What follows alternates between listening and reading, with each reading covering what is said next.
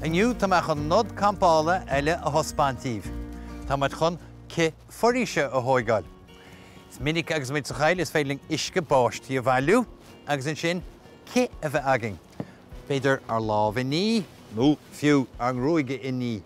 Má tá budéil isce agin agus má gortain mid macha, titan tuisceach an sciopí, ach a úsáid ce mar seo, mar an tuisce a bhád éire níos fuide. Níl bhain ach budéil bra mór 5 lítre mar seo.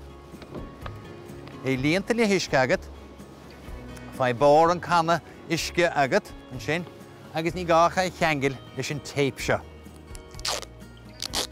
An téip seo iontach láidir agus úsáideach. Agus é sin cheangailt an sin. Cuirte muid é mór hímpel 2 uair an sin, agus é docht an sin. Nis níl ghain ach crán a aimsiú. Agus leis an rópa, tá muid chun é seo a chrocha ar a grán. Go muid timpel 2 uair an sin, isteach chríd,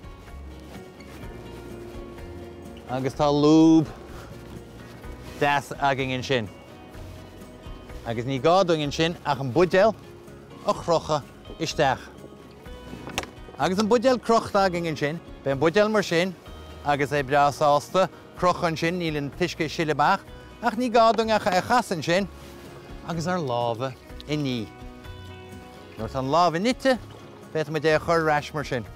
Agus níl mór an isce úsáide, lámha deas glán, réile dul, cócreacht nó éad dhéana timpeall an láthair campála. Nis, sin nod iontach campála díb.